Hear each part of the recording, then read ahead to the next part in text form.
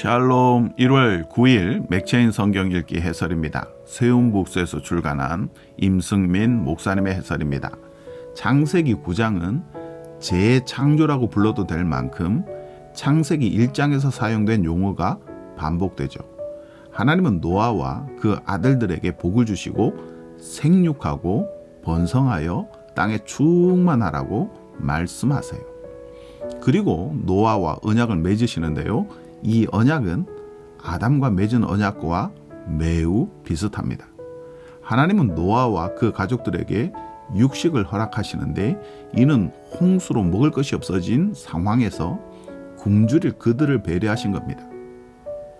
하나님은 무지개를 내세워 언약의 증표로 삼으셨습니다. 하나님은 여전히 신실하시지만 사람은 또 여전히 그렇지 못한 모습을 보입니다. 노아가 포도주에 취하여 발가벗고 잠을 잡니다. 아들 함이 그 모습을 조롱하죠. 아버지를 향한 함의 조롱은 죄가 되었는데요. 그로 말미암아 함의 자손 가나안이 저주를 받습니다.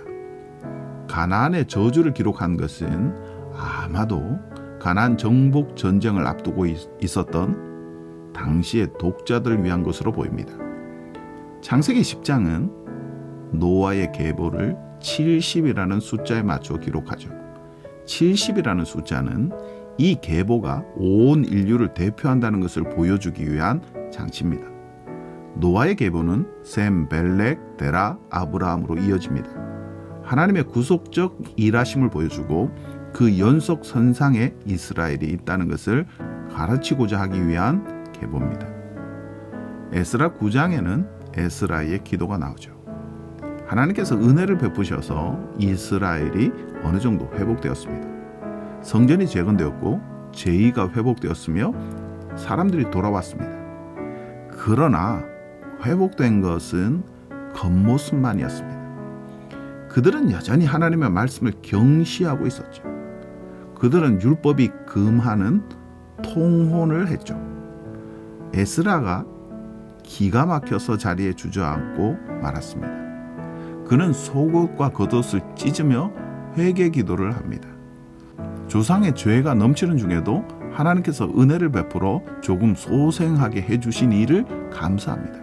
그러나 하나님께서 이렇게 하신 후에도 계명을 어겨버린 작금의 상황을 놓고 진심으로 통회합니다. 그리고 하나님의 긍휼만을 구합니다. 범죄한 사람들이 기댈 수 있는 것은 긍휼을 베푸시는 하나님 외에는 없습니다. 긍휼을 베푸시는 하나님은 마태복음 9장에도 나옵니다. 성자 하나님이신 예수님은 중풍병에 걸린 사람, 혈류증을 앓는 여인, 야이로와 그의 딸, 맹인과 귀신 들린 사람, 그리고 목자 없는 양과 같은 무리를 긍휼히 여기십니다. 9장 전체가 긍휼의 구원자 예수 그리스도의 능력을 보여주죠. 죄는 이 세상에 질병과 죽음과 슬픔과 아픔을 들여왔습니다.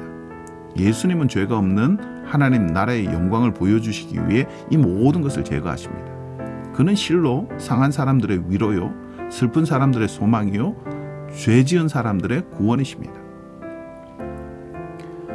사도행전 9장은 긍휼의 구원자 예수 그리스도의 복음이 한 인생을 바꾸는 이야기입니다. 그리스도인을 체포하기 위해 다메섹으로 가던 바울은 도상에서 빛으로 다가오신 예수님을 만납니다. 빛이신 예수님을 만난 뒤 바울은 육적인 시력을 잃고 자신이 영적인 맹인이라는 사실을 깨닫습니다. 극적인 회심을 체험한 바울은 온 세상 가운데 하나님의 긍휼을 전하는 사명을 받습니다.